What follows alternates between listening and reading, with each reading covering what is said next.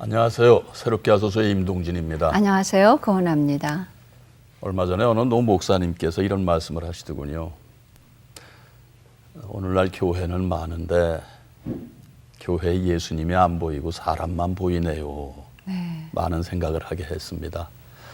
주님께서 원하시는 주님의 몸된 교회는 교회로서만의 거룩이 아니라 바로 이웃과 세상에 나아가 빛을 발하라는 아마 그런 목사님의 말씀이 아니었나 이런 생각을 해봤습니다. 예, 오늘 저희들이 모신 분은 교회가 정말 이 땅에서 본이 되고 또 빛과 소금의 역할을 다하기를 위해서 애쓰시는 분이십니다. 네. 그리고 그분 역시 또 본인의 삶을 정말 예수님을 닮는 삶을 사시기 위해서 날마다 애쓰시는 분을 모셨는데요. 일산 거룩한 빛 광성교회 정성기 목사님을 모셨습니다. 네.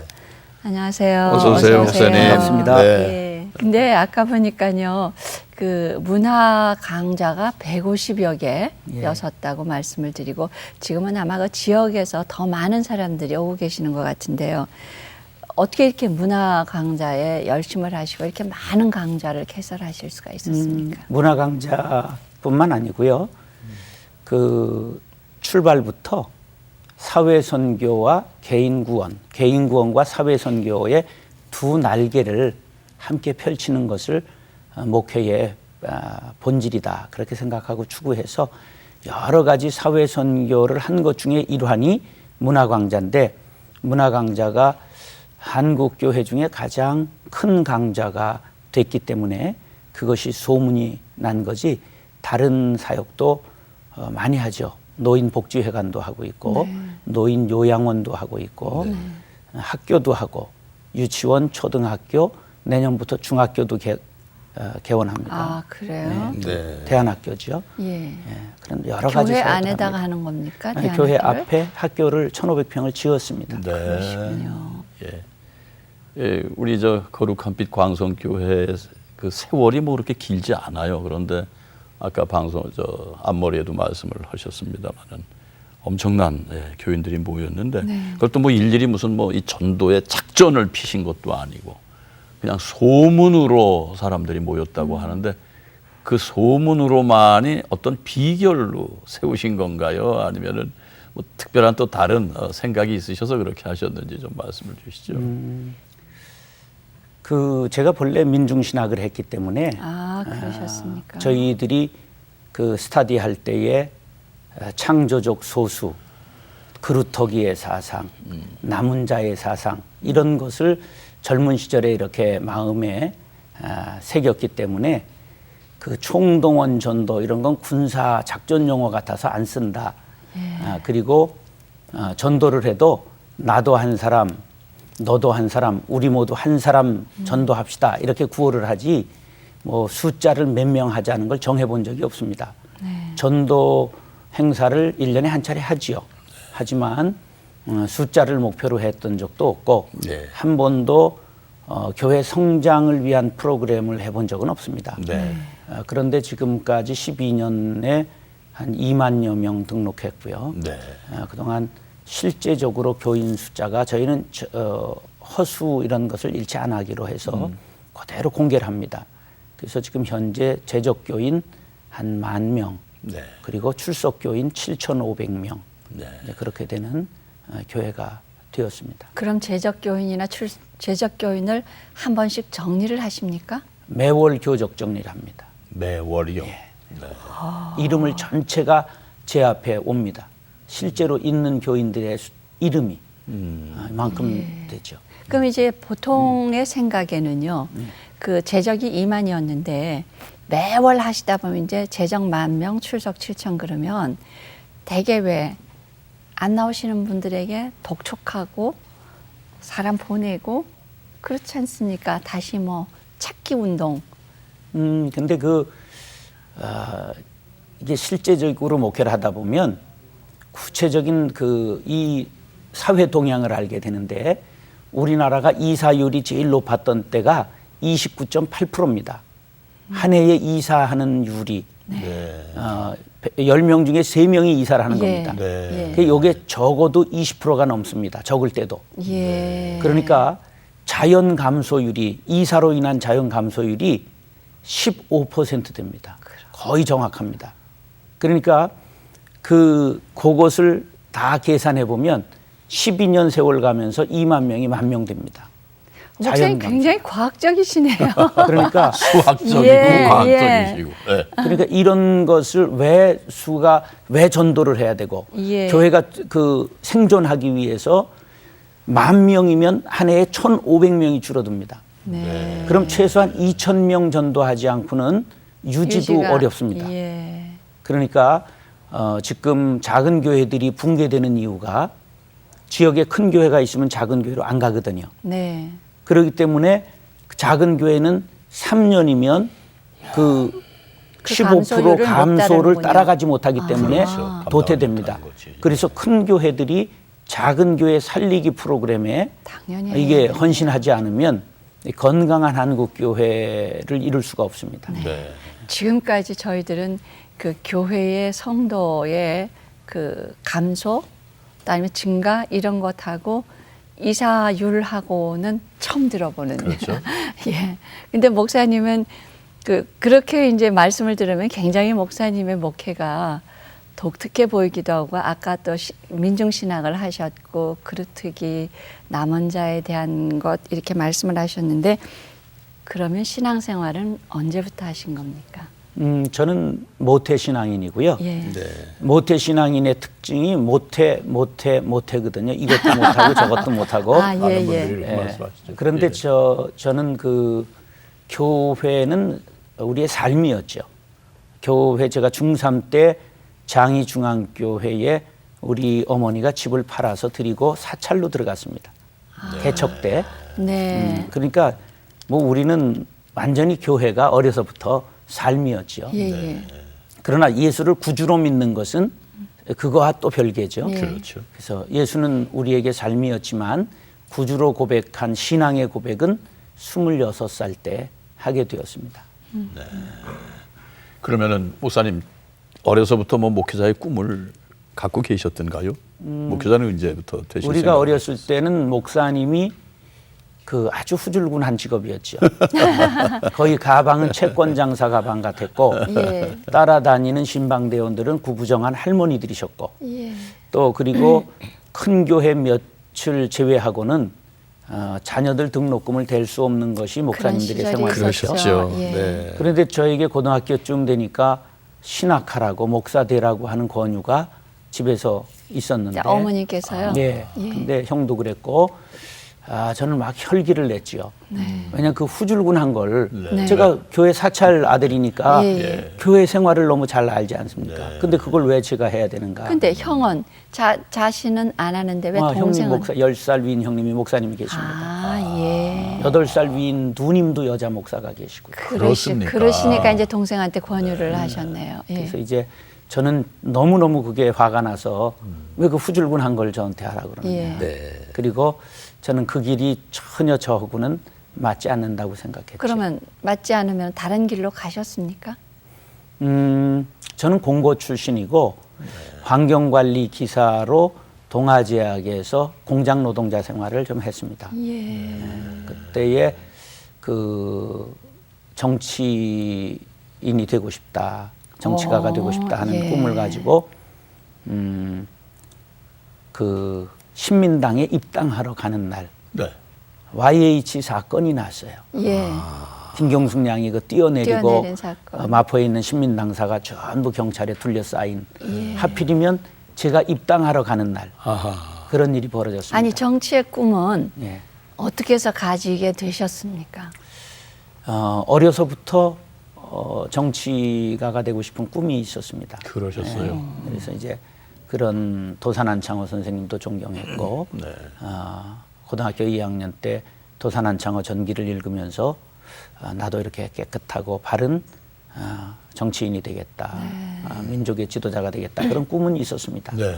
그런데 이제 그것을 이루기 위해서는 단계적으로 성실하고 공부를 했어야 되는데 네. 공부는 안 하고 이제 그런 꿈만 가지고 있었으니까 예. 이제 비전이라고 하는 건 성실로 채워가야 되는데 네. 삶으로 채우질 못했던 거죠. 야, 그날 신민당사를 YH 그 여직원들이 점거하지 않고 그랬으면은 목사님은 지금 여기 안 계신 거예요. 그렇죠? 그렇죠. 그렇죠. 하나님이 그것으로 길을 돌려주셨다 그렇게 생각을 합니다.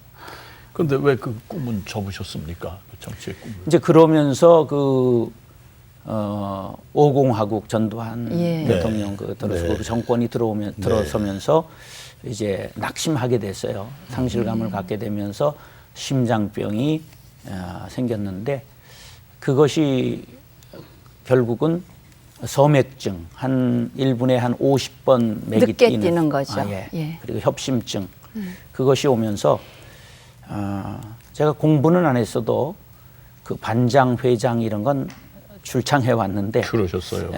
그 이제 말을 할 수 없게 되는 거예요. 그렇죠. 이게 심장이 협심증이 오고 소맥증이 오면 말이 잘 안 되거든요. 그러면서 이제 낙심하고 좌절하면서 죽기 전에 그렇게 많은 사람들이 권유했던 한번 신학교에 가보자.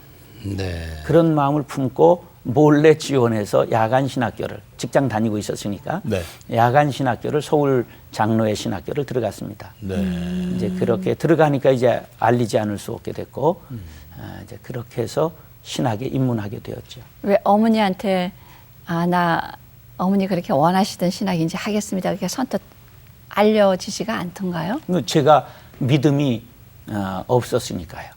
예수님이 내 구주라고 하는 확신이 없었고 네. 4대 성인의 한 분이고 네. 성경은 좋은 책이고 예. 이제 그런 생각이 있었으니까 그럼 그런 생각을 가지고 이제 신학을 가셨는데 가셔서는 그 생각이 정말 주님이 나의 구주로 바뀌시던가요? 어떻게 바뀌셨습니까? 제가 교회 아주 열심히 했죠. 20살 때 교회 건축 감독을 했고 신장이 교회. 그 다음에 25세 군대에서는 군종을 했고 25세 제대하고 오니까 총각 집사가 돼서 주일학교 부감을 하고 있었습니다. 예. 뭐 얼마나 열심히 했는지 모르죠. 그 제자들이 지금도 우리 교회에 있으니까요. 네. 아주 열심히 했습니다. 그런데 그 믿음 없는 상태에서 신학을 가게 된 거죠. 근데 1981년 10월 3일로 기억하는데 어머니가 면목동 순복음교회에서 어떤 분이 집회를 하는데 꼭 한번 와봐라. 네. 그래서 효도하는 차원에서 이제 조금 나이가 드니까 어머니 말씀에 순종해서 그 집회에 참석했다가 네. 거기에서 막 그 기적을 베푸는 그런 현장에서 저 사람들이 짜고 지금 치는구나. 네네. 이렇게 한참 주목하고 있다가 그러니까 신학생 때죠 지금. 예. 그러니까 신학을 3월에 시작해서 그게 10월이니까 예, 예. 그때는 이미 9월부터 신장이 교회에서 교육전도사로 임명을 받았습니다. 예, 예. 주일학교 부감하다가 예. 이제 전도사로 교육전도사가 됐는데 양심의 가책이 오잖아요. 네. 왜냐하면 이게 내가 예수를 구주로 고백하는 집단의 교회에 전도사가 됐는데 나는 고백을 못한 사람입니다. 네. 그 갈등이 있었는데 그 집회에 참석했다가 밤새 기적을 행하는 그 현장을 보면서 하나님이 살아계시다 네. 하는 것을 고백하게 되면서 제가 회심하게 된 거죠. 그러면서 그 의심이 모든 것이 눈 녹듯이 사라지고 그날 이후에 전혀 뒤돌아보지 않고 성경 말씀 그대로 믿어지고 오늘날까지 한 번도 후회하지 않고 일로 매진하게 되는 그런 계기가 되었습니다. 네. 목사님 말씀하신 대로 그 민중신학 하셨다 그러고 또 청년 때 정치의 꿈도 가지고 계셨다고 하고 그 신학 생활, 신학교 학생으로서의 생활도 평범하지는 않으셨을 것 같아요. 예, 뭐 데모 좀 했고요. 그저 정학도 받고 그런 위기도 있었죠. 그런데 이제 신학교를 졸업한 후에는 정말 가난하고 병들고 소외된 사람들하고 살아봐야 되겠다. 네. 그런 생각을 품고 충북 음성군 금왕읍, 금이 왕성하다. 예. 그래 유명한 무국광산 금왕광산이 있었습니다. 예. 거기에 폐광된 동네에 네. 들어갔죠. 예. 남들이 안 가는 곳에 가겠다 생각하고 찾아갔는데 네. 우리나라 전체 리 단위에서 5번째 가난한 마을. 아하. 충북, 충남을 합해서 제일 가난한 마을이었습니다. 폐광이 되면 삶의 기반을 모든 게 가진 사람은 다 그렇죠. 떠납니다. 그렇죠. 그래서 이제 남은 사람들은 남자는 규폐증 환자, 진폐증 환자, 알코올 중독자. 그리고 여자들은 홀로 된 분들, 네. 광산 사고로 남편이 죽은 그래서 이게 그런 분들, 그 다음에 정신질환자들, 뭐 우리 신앙적으로 보면 귀신 들렸다 이렇게 할 수 있는 그런 분들이 많이 남아 있는 180호 남은 동네에 이제 한 30년 된 교회인데 어른 6명 남은 교회에 담임으로 부임하게 되었습니다. 그러니까 그거는 자원해서 가신 겁니까? 예, 찾아서 남이 가지 않는데 그래서 70 먹은 남자 전도사님이 후임이 없어서 은퇴를 하고 있지 못한 은퇴를 못하는 교회를 찾아간 거죠. 그때가 목사님 몇 살이셨어요? 29이었습니다. 그러면요, 그 신학을 다니실 때 민중신학을 이제 공부로 하신 것하고 실제로 이제 그 속으로 들어가신 것 아닙니까? 29에요. 그러니까 실제 이제 현장에 가셔서 몸으로 직접 부딪혀 보시면서 어떠셨습니까? 가난한 사람은 선하다고 생각을 했어요. 우리가 늘 그런 생각을 할 부자는 때는. 좀 악하고 가난은 선하고 그런 늘 이제 이런 이분법적인 이분법이- 사고를. 예. 그랬는데 현장에 들어가 살아보니까 가난과 무지와 질병과 범죄가 형제라고 하는 것을 세트로 돌아다닌다는 것을 깨달았어요. 가난과 무지, 무지와 질병, 범죄가 이게 세트로 다니더라고요. 그래서 이제 그분들을 위해서 정말 뭐 열심히 뛰었죠. 예. 그래서 2년간 140명을 전도해서 자립하는 교회를 만들었고 그들이 목사님을 쉽게 받아주시던가요? 그때 이제 전도사고 아주 29, 31 했으니까 예. 네. 뭐 그 열심히 제가 그 좀 하나님께서 예쁘게 봐주시는 구석 중에 열심히 있는 것 같아요. 열정을 가지고 무당도 10번 찾아가니까 안 넘어가더라고요. 찍었는데. 예. 그래서 11번 찾아가니까 전도가 되고 그렇게 해서 180호 있는 마을에서 거기가 꽃동네 옆이기 때문에 전부 천주교인입니다. 꽃동네 병원에 뭐 혜택을 받고 다 그러니까. 네. 그런데 마을을 완전히 그냥 그 2년에 140명을 전도했으니까 굉장히 거의 다나 마찬가지겠네요. 아주 열심히 했죠. 제게 지금에도 마음에 많이 사랑으로 새겨져 있습니다. 그러면은 그 어려운 폐광촌에 들어가실 때 혼자 들어가신 것입니까? 아니면 결혼하셔서 사모님이랑 같이 가신 겁니까? 그 전에 섬으로 가려고 했었는데 네. 결혼했느냐 물어서 안 했다 했더니 딱질 맞았어요. 아, 그래요? 그래서 이제는 여기 미리 신학교 4학년 때 가보니까 결혼했느냐 그래서 안 했다 그러니까 여자가 있느냐 그래서 있다고 얘기를 하고 그날로 올라와서 우리 신학교 같은 동급생 우리 아가씨한테 무조건 올해 말에 결혼해야 되겠다. 나 목회 가야 되는데 그래서 이제 무조건 통보를 하고 그럼 목사님의 통보죠. 예. 상대방도 그렇게 목사님하고 결혼할 사람이다 이렇게 돼 있었습니까? 아니죠. 이제 사방을 막았죠. 직장에 가서 자꾸만 직장을 찾아가는 거예요. 직장인들이 다 애인이 있구나. 어머나. 그다음에 이제 학교에서 나의 공식 딱 표방을 해서 사방을 딱 막아놓은 거죠. 어머나, 그리고 세상에. 교회에 가서는 예. 이제 내년에 내가 결혼할 사람이니까 일 시킬 생각하지 마십시오. 신학교 졸업하면 교회에서 뭔가 일을 줄 거 아닙니까? 네. 그래서 그다음 목사님한테 통보하고 그다음 집을 주소를 알아가지고 우리 아내는 직장 생활했으니까 직장 간 사이에 그 집을 처갓집을 찾아 들어가서 제가 사위 될 사람입니다. 야, 인사해가지고 완전 스토킹 수준이세요. 스토킹. 예? 그렇게 일반적이셨어요. 그런데 사모님 가만 계세요? 근데 하도 제가 집요하게 이제 딱 그때 뭐 기질이 아주 강했습니다. 네. 그래서 딱, 혈기 구단이시니까. 딱 이렇게 싸니까 예. 뭐 처음엔 전혀 신학적 칼라가 맞지 않아서 거기는 아주 복음적인 그런 신앙인이고 네. 저는 이제 좀 진보적인 신앙이고 학교에서 하는 일이 거긴 공부하고 예. 저는 뭘 뒤에서 데모하고 뭐 이러니까 이게 맞지 않아서 저를 알잖아요. 예.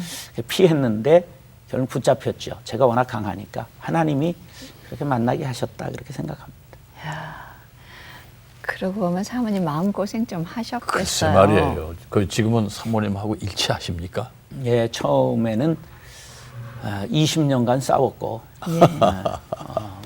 이제 한 20년 살다 보니까 기력이 없어서 싸우지 못하고 지금 이제 25년 은혼식 넘었는데 어느 쪽으로 좀 기울었습니까 지금? 이제는 제가 그쪽으로 다 꼼짝 못하는 수준으로 왔고요. 폐광촌에 가서 집사람은 공무원 생활하면서 주말 부부를 했는데 간염에 걸리고 그다음에 유산하고 아주 사모님께서요. 고생 많이 했죠. 그러면서 이제 2년 만에 눈물로 작별하고 또 폐광촌을 네. 신학을 다 하고 간 게 아니라 신학교만 하고 신대원 안 했으니까 그래서 이제 다시 공부를 해야 되겠다 생각하고 눈물로 작별하고 올라오게 됐는데 그 후로도 신대원에 올라와서도 계속 그 사고라고 하는 게 한 번에 다 변하는 건 아니거든요. 그렇죠. 그러니까 신대원 들어가자마자 한 달 만에 학내 사태에 주동하게 되고 또 많은 투쟁 끝에 2학년 때는 회장이 되고 또 전국신학대학원 학생대표자 협의회 만들어 초대 의장을 하면서 전국대모를 주도하고 아이고 전력이 그런 것들을 네. 쭉 해오면서 집사람은 국방부 공무원이었으니까 굉장한 갈등이 뭐 이렇게 직장에서 압력이 다 들어오고 그런 정도로 이제 갈등이 많았죠. 그런 뭐 아주 어려운 험난한 세월을 그때 당시는 보냈습니다. 지금도 뭐 목사님 그 지역 사회 또는 소외된 이웃에 그냥 그 교회가 다 동참을 하고 목사님 몸을 던지셨는데 어떻습니까, 목사님? 역시 그 젊었을 때 기질이라 그럴까요? 목사님들마다 다 기질이 다르지 않습니까? 그 기질이 지금도 그렇게 하시는 일에 영향이 있으시다고 생각하십니까? 목회의 근본에는 그때 민중신학에 가졌던 좋은 정신이 녹아들어 있죠. 민중신학 하면 보수적이고 복음주의적인 분들이 반발을 할 수 있는 것 같지만 사실은 그 중심에는 인자에 온 것은 섬김을 받으려 함이 아니요 도리어 섬기려 하고 자기 목숨을 많은 사람의 대속물로 주려 함이니라. 마가복음 10장 45절 그 요절의 말씀이 저에게 큰 그 핵심적인 자극이 되었던 건데 그것이 지금도 우리 교회의 그 개인 구원과 사회 구원의 두 축으로 이것이 우리 한국 교회들이 과거에는 개인 구원과 사회 구원의 두 날개가 있었는데 이 70년대 이후에 성장기를 거치면서 산업사회의 부흥과 함께 교회가 부흥되면서 사회 구원이라고 하는 걸 잃어버렸죠. 그래서 크기는 했지만 타조와 같고 닭과 같아서 날지 못하는 새가 된 거죠. 한 날개가 퇴화됐죠. 그래서 이제 저는 이것을 사회 구원은 교회의 본질이다.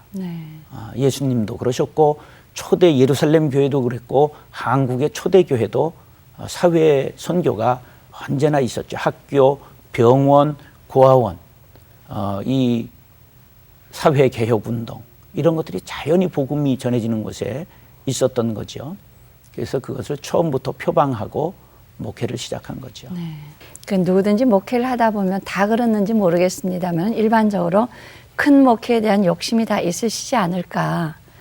근데 목사님은 바른 교회를 원하시는데 바른 교회는 어떤 것이고 왜 목사님은 그렇게 바른 교회를 원하십니까? 우리의 대본은 성경이고 우리가 닮아야 할 것은 끝까지 예수님 한 분이시죠. 그러니까 바른 교회라고 하는 것은 성경으로 돌아가는 것이고 예수님을 닮는 거지요. 그래서 우리가 아무리 교회가 커도 성경하고 멀어지고 예수님 닮지 않은 목사님들은 그것은 사실은 사상 누각이고 그리고 바르지 못한 것이 크면 무너져 내릴 때 무너짐이 자기뿐만 아니라 남에게까지 피해를 주죠. 그러나 바른 것은 얼마든지 커도 문제가 되지 않고 바른 것이 성장하는 것은 자연적인 성장이라고 말하고 주님이 주신 성장이라고 말할 수 있죠.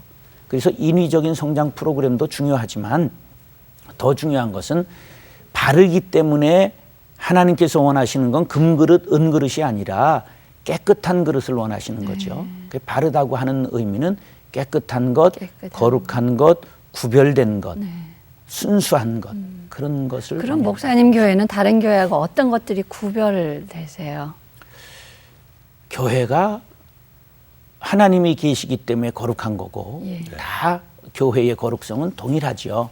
그러나 이제 운영의 방법 중에 결국은 목사님들이 헌신해서 교회를 부흥시켜 놓고 장로님들이 헌신해서 교회를 부흥시켜 놓고 네. 그것을 어느 일정 수준에 올라가면 누리기 시작하면서부터 교회는 정체되고 예. 자기가 벌었던 거 자기가 다 까먹고 은퇴하는 그런 것이 지금 한국 교회거든요. 그래서 자기를 버려야 한다. 네. 그래서 소유를 버려야 되고 집착을 버려야 되고 이것이 내가 개척하고 내가 벽돌 쌓았기 때문에 내 교회라고 하는 의식을 포기해야 된다. 그것을 아주 처음부터 내교를 만들고 그래서 임기제 그다음에 그러니까 목사님 임기제? 예예 6년마다 신임 투표를 받습니다. 목사님도요? 예예. 그리고 65세에 목회를 마치고요. 교회 사역을 마치고 그다음에 원로 목사가 되지 않지요. 우리 교회 원로 목사라는 말 없습니다. 명예, 은퇴, 원로 이런 단어를 안 쓰기로. 네. 하나님 앞에서 우리가 무슨 원로, 하나님하고 나이를 잴 수가 있겠는가. 네. 그것도 그렇게 좋은 우리가 관을 쓰는 것 같아서 네. 바람직하지 않다. 그렇게 생각했습니다. 그럼 장로님들도 재신임을 받으셔야 되나요? 재신임하면 상처가 됩니다. 그래서 6년 단임으로 담임으로. 장로님들이 당회에 들어오십니다. 네. 그리고 나이로는 65세까지 들어오시니까 네. 64세에 되면 1년밖에 못 들어오시죠. 예. 그러니까 이게 뭐냐면 섬기는 건 평생을 하고 그 다음에 권한은 누구든지 내려놓자. 아, 몇 살이 되시든지 6년밖에 못 하신다고요, 그렇죠. 장로님이? 당회에 들어오는 걸 장로님 평생 그러니까, 장로님이죠. 예. 예. 아, 그래. 그럼 권사님도 그러시고 다른 아니에요. 권한이 없는 분들은 내려놓을 필요가 목사님과 장로님만. 당회에 들어와서 결정권을 갖는 분들. 목사님 왜 65세에 딱 그 규정을 하신 까닭이 뭡니까? 사회 변동이 심하잖아요. 네. 그러니까 사람들은 지금 장수 시대인데 네. 이걸 오히려 75세로 정년을 늘리는 게 합당하지 않느냐 이렇게 나오는 분들도 그렇게 있어요. 생각하시는 분도 예. 계시죠. 예. 네. 그런데 지금 세상에서 60된 분이 기업에 남아 있으면 예. 그분들은 회사를 만드신 오너든지 예. 아니면 청소하는 분이신지 둘 중에 하나입니다. 경비도 60대는 안 씁니다. 그러면 이 세상과 파트너가 돼서 세상을 견인해야 될 교회가 과연 그 나이 집단이 교회를 이끌어 간다면 세상과 싸워서 이기겠다는 것인가 아니면 망하겠다는 것인가 하는 것을 우리가 질문해 봐야 되겠다 그렇게 생각합니다. 이거는 목사님 혼자 이제 이러자 하셔서 되시는 게 아니라 모두가 다 따라줘야 되는 거 아닙니까? 그렇죠? 동의해줘야 되고. 예, 저희는 그 개척하면서 2년 되면서 제가 위원회를 만들어서 헌법위원회 이런 걸 예. 만들어서 자료 수집 1년 했고요. 그 다음에 6개월간 전체 교회가 여러 번 토론회를 거쳐서 3년 반 됐을 때 내규를 아주 구체적으로 법학을 한 사람들을 법학 교수 이런 사람들을 동원해서 그러시구나. 만들고 표결해서 예. 93.5% 찬성으로 통과된 그렇게 내규를 만든 거죠. 네. 그럼 개척하실 때부터 그 기존의 교회가 갖고 있는 것하고는 나는 달리 가야 되겠다라고 개척하실 때부터 그런 생각이 있으셨습니까? 그렇죠. 이제 학생 운동을 했고 교회에 집사도 거쳤고 예. 뭐 어려서는 뭐 교회 학생회장도 하고 예. 사찰집의 아들로 또 교회에서 살았고 집사도 하고 군종도 했고 동아제약 1000명 사원 중에 그 말단 사원으로서 초대 신우회장을 했고 신우회를 만들어서 그런 이제 쭉 교회 활동을 뭐 안 해본 거 없이 별의별 활동을 다 해봤죠. 횃불회라고 하는 횃불회에 그 청지기 횃불회 전도사 신학생회에서 회장도 여러 번 했고 이제 그러면서 교회는 어떤 교회가 되어야 되겠다고 하는 그 개혁 신앙이 제 마음속에 깊이 자리 잡고 있었습니다. 그래서 먼저 목사가 자기를 포기해야 되겠다 네. 하는 생각을 했죠. 그렇게까지 목사님을 이끌어 오신 어떤 그 과정 속에 그 목사님 나름대로의 어떤 좌우명은 네. 아마 분명히 가슴에 새겨졌을 것 같습니다. 그 어떤 좌우명이셨는지 듣고 싶네요. 제가 그 광산촌에 네. 가고 또 지금까지 목회하면서 둔 성경 말씀은 요한 1서 3장 16절인데 네. 요한복음 3장 16절은 성경 전체의 요절이고 그렇죠. 요한 1서 3장 16절은 전체 행동 강령이라고 볼 수 있습니다. 네. 그게 뭐냐 하면 그가 우리를 위하여 목숨을 버리셨으니 네. 우리가 이로써 사랑을 알고 우리도 형제들을 위하여 목숨을 버리는 것이 마땅하니라. 형제들을 위하여 목숨을 버리는 게 잘하는 게 아니고 네. 마땅하다, 보통이다, 평균하는 거다, 예. 도리를 하는 것이다. 예. 이런 것을 제가 이제 신학교 시절에 그 말씀을 마음에 품게 되었고 그 말씀 붙들고 이제 살아왔고 지금도 우리 교회의 정신이 바로 형제들을 위하여 사는 것, 네. 형제들을 위하여 목숨을 버리는 것, 이것이 마땅하다. 네. 그래서 제가 개척을 했는데 임택진 목사님이라고 자꾸 하신 훌륭한 네네. 우리 어른께서 그 참 후배들에게 사랑을 베풀고 존경을 받으신 어른이신데 제게 팩스로 축전을 보내셨어요. 예. 제가 알리지도 않았는데 너무 어른이시니까. 예. 근데 축전을 팩스로 보내셨는데 거기에 아사 교회생, 아생 교회사.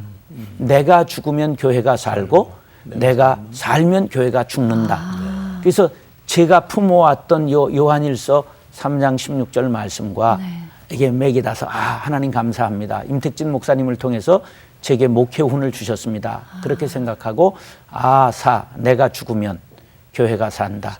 그래서 아사 교회생을 액자에 붓글씨로 써서 목양실에 아사 교회생. 걸어놓고. 예. 그래서 그러셨으니까 그 교회를 개척하시면 보통 이제 자리 잡기에 굉장히 전력을 다하시는데 목사님 교회를 개척하시자마자 선교를 굉장히 그 활발하게 하셨던 것 같아요. 어떤 생각을 했느냐 하면 사도행전 20장 35절에 주는 것이 받는 것보다 복되도다 네. 하신 말씀을 기억하여야 할지니라 네. 하는 예수님이 하신 말씀이 어디에 이렇게 떠돌다가 사도 바울이 그 말씀을 기억하고 있다가 사도행전에 그게 심겨져 있습니다. 네. 네. 근데 그 말씀이 제게 새겨졌고 주는 것이 받는 것보다 복이 있다. 그래서 첫 달부터 12곳을 정해서 돕기 시작하면서 1년 안에 24곳을 한 달에 2곳씩 더 해서 돕겠다. 이런 다짐을 첫 갖고 달부터 12곳이요? 예. 그래서 무조건 돕기로 작정을 하고 약속대로 1년에 25곳을 돕게 됐습니다. 예. 그런데 하나님께서 IMF가 오게 하셨거든요. 네. 그런데 IMF에 25곳을 도울 수도 없고 개척교회가 빚을 7억 원 안고 개척을 했는데 건물을 사서 예. 광성교회 김창인 목사님 제가 모시고 있던 어른이 10억을 개척 자금을 주셨습니다. 네. 그래서 큰 은혜를 받았고 그래서 이제 17억 원짜리 건물을 교회가 있다가 안 돼서 이사 간 거를 매입을 했어요. 네. 그럼 이제 빚 7억 원이면 IMF 때 그건 뭐 개척교회는 다 무너지는 겁니다. 네. 그런데 그렇게 섬겼더니 하나님께서 얼마나 복을 주셨느냐 하면 첫 해에 거의 1000명이 정확하게 등록을 했습니다. 그러니까 앞에 있던 목사님은 자기가 교회를 짓고 40명을 모으지 못해가지고 교회가 안 돼서 이사를 가셨어요. 그래서 정확하게 연말에 386명이 어른들이 마지막 주일날 출석했습니다. 예. 어른만. 그러니까 500명 출석하는 교회가 첫 해에 넘어버린 거죠. 그러니까 반드시 주는 자가 받는 자보다 복이 있다. 이것이 우리 교회의 간증이 될 수가 있다. 그렇게 말씀드립니다. 그런 그 과정 속에 목사님 개인적으로는 무슨 아픔이 없으셨어요? 대개 그런 분들 보면 개인적으로 아픔이 있으셨더라고요. 그 육신의 건강은 몇 번 상했고요.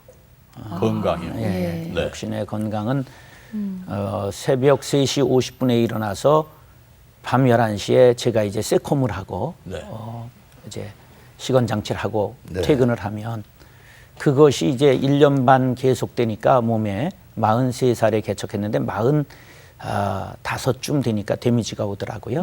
그래서 간이 상해서 한 1년 치료받았고 그다음에 한 4년 지나면서 한쪽에 마비가 와서 그게 또 한 1년 이제 완전히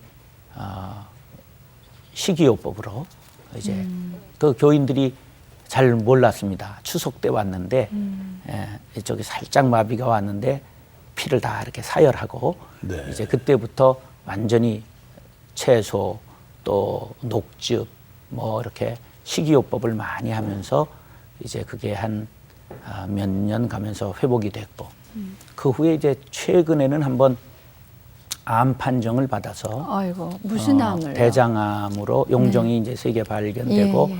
그 중에 한 2.5cm 되는 큰 거에서 암이다 판정을 받아서 이제 수술 날짜를 잡아야 되는데 부흥회를 연속 3주를 약속한 게 있어서 네. 네. 뭐 당장 죽을 건 아니니까 한 2.5기 내지 3기라고 그러더라고요. 예, 그래서 예. 부흥회하고 약속 날짜를 잡읍시다. 그리고 부흥회하고 와서 약속된 날짜에 들어가서 암센터에서 이제 정밀 검진하고 수술을 하려고 네. 들어갔는데 없어졌어요. 어머나. 예. 그래서 지금 판정이 잘못됐던 건지 하나님이 치유해 주신 거든지 치유죠. 예, 뭐. 그래서 하나님의 은혜에 감사하고 그때까지는 교인들에게 얘기를 하질 않았다가 네. 네, 다 교- 치유함을 받으시고. 네, 그래서 이제 교인들한테 얘기를 했죠. 네. 그날 이제 네. 판정받고 난 주일날 네. 뭐 울고 감격하고 이제 그런 네. 그러니까 하나님께서 간간히 좀 쉬어라 하고 그렇죠. 사인을 주셨던가 봐요. 너무 무리하셔서 다 의도지신 게 아닌가 생각이 되네요. 이제 그 일 중독성이 좀 있는 것 같아요. 쉬지를 못하는. 근데요, 건강을 상했다가도 또 다시 치유함을 받고 이게 큰일, 일 중독처럼 하시려면은 사모님은 이제 결국 뒤에서 기도로 뒷받침해드리는 그렇죠. 것밖에는 없잖아요. 제가 기질적으로나 사람들을 이렇게 품기보다는 막 공격적이고 그랬는데 어떻게 이렇게 대형 교회를 이룰 수 있었을까? 저 자신도 이게 잘 이해가 안 되죠. 예. 근데 이제 어머니의 기도가 컸습니다. 어머니가 이제 69세에 돌아가셔 한 20여 년 되셨는데 돌아가신 지 기도 많이 하는 권사님이셨고 제가 이제 7남매 막내인데 어머니 돌아가시고 나니까 형님 누님들이 뭐 19살, 17살, 13살 막 이렇게 위신 어른들이 네. 권사님, 장로님, 목사님 이러시니까 저를 위해서 많이 기도들 하셨고 그 다음에 저희 내자가 기도의 은사를 받아서 지금 14년간 철야를 하는 그래서 기도를 많이 철야를 14년이요? 그래서 이제 밤 12시에 나가서 새벽 기도까지 그 다음에 요즘 체력이 좀 약해지니까 2시에 나가서 그래 하는 그럼 하루도 쉬시지 않고요. 그 주일날 같은 데 쉬는 날 있죠. 쉬시죠. 주일날만 그런데 쉬시고. 이제 이야. 뭐 하나님이 시키시는 거죠. 왜냐하면 제가 40 우리 내자가 38때부터 시작했는데 1년은 막 갈등하고 싸웠습니다. 목사님께서. 예, 제가 젊은 사람인데 아내가 네. 밤 네. 12시면 나갔는데 예, 예. 그때 천호동에 살 때인데 예. 그 밤중에 얼마나 위험합니까? 그렇죠. 그래서 데려다 주기도 하고 나도 새벽 기도를 나가야 되니까 한두 번 데려다 주는 거지 그걸 계속 할 수가 없으니까 말리고 싸우고 그랬는데 뭐 하나님이 시키시니까 저 사모님은 왜 14년째 철야를 하신다고 그러세요? 왜라는 게 없어요. 그냥 아니, 그러니까 하나님이 처음에 철야를 가시게 된 거가. 우리 내자 특징은 말이 없어요. 그러니까 이제 하는 거죠. 뭐 하나님이 인도하시니까 끌려가는 거죠. 그거 사람의 힘으로 못합니다. 못하죠. 못하죠. 못하죠. 네. 제가 모셨던 김창희 목사님 사모님이 제가 모실 때 15년간 철야를 하셨거든요. 그러세요. 그 사람이 시켜서 못하죠. 사모님 건강은 하세요? 예, 뭐 이제 아주 조그만 1m 50에 42kg, 금식하면 39kg. 아주 아담 사이즈인데 44 사이즈죠. 예. 그런데 그에 비해서는 아주 건강하시고요. 네. 자기 저는 14년. 여러 가지 일을 하고 저희 내자는 한 길, 다른 걸 눈을 돌리지 않으니까 오직 교회, 그 다음에 기도, 그 다음에 자녀, 딱 그 외에는 다른 거 일체 눈을 돌리지를 않습니다. 아주 심플한 삶을. 예, 목사님 그 앞으로의 이제 목사님 나름대로 지금 저희가 볼 때는 정말 그 새로운 모델로 우리 거룩한 빛 광성교회가 이렇게 잘 하나님 앞에 다가가고 있는데요. 그럼에도 불구하고 또 뭔가 교회의 바람이라든지 또 이 시간을 통해서 전국 교회와 교회를 섬기시는 모든 분들에게 좀 하시고 싶은 말씀이 있으시다면요, 어떤 말씀을 주시겠습니까? 그 예수님이 우리를 위하여 십자가에 돌아가시고 나를 위하여 십자가에 돌아가셨다고 하는 그것은 우리 한국 교인들이 분명한데 네. 네. 예수님이 교회를 위하여 십자가를 지셨다고 하는 생각이 없어요. 예수님이 교회를 위하여 십자가를 주셨다고 에베소서 5장 25절에 말씀하고 있거든요. 네. 교회를 위하여 자신을 주셨어요. 네. 너희들도 그와 같이 하라고 그러거든요. 그래서 우리가 교회를 위하여 받으려고 생각하지 말고 교회를 위하여 나를 드리려고 하는 목사님, 교회를 위하여 자신을 드리는 성도님들이 되면 교회의 건강성을 통하여 내가 은혜 받고 민족이 은혜 받고 이 세상이 다시 에스겔의 환상 중에 본 성전에서 나오는 생명수로 인하여 다시 엔게디 사막에 생명이 푸르르게 된 것처럼 이 세상이 푸르른 세상이 될 것이다. 네. 교회를 위하여 우리가 정말 자신을 드려야 한다. 예. 아이고, 말씀을 나누다 보니 또 예. 너무 시간이 짧습니다, 목사님. 예. 네. 그 뭐 기도 제목도 지금 말씀하신 것이고 이제 오늘 많은 분들이 시청을 하시면서 본인이 섬기는 교회의 모습에 대해서도 아마 많이 이렇게 비유를 하실 예. 것 같습니다. 정말 멋진 교회, 하나님께서 네. 만족하신 교회로 늘 세워져 가기를 저희도 기도하겠습니다. 예. 예, 또 감사합니다. 새로운 기도 제목 계속해서 바른 교회 모델 네. 예 부탁드리겠습니다. 네, 감사합니다. 네. 내가 죽어야 교회가 산다라고 네. 말씀을 하셨는데요. 그 말씀이 목회자뿐 아니라 예수를 믿는 우리 모두가 다 기억하면서 살아야 될 말씀인 것 같습니다. 네. 스스로가 낮아지려고 노력한다면 남들도 또 우리 주님도 저희들을 높여주시지 않겠습니까? 그 교회에서는 예수님을 전합니다. 예, 그리고 성도들은 예수님을 배우죠. 그런데 많은 분들이 예수님을 전하시면서 예수님과 같은 삶과는 조금 차이가 있고 거리가 있지 않는가 하는 생각들을 하는 것이 세인들이 바라보는 교회고 또 성도들을 바라보는 눈 또한 다를 바 없다 생각이 됩니다. 우리 거룩한 빛 광성교회를 섬기시는 성도님들과 우리 정성진 목사님의 모습 눈에 그려집니다. 섬기시는 교회 또 섬기는 내 자세는 어떠한가 오늘 목사님의 말씀을 통해서 우리가 깊이 생각해보는 시간을 가져봤습니다. 시청자 여러분, 오늘 새롭게 하소서 여기서 마치겠습니다. 여러분 안녕히 계세요.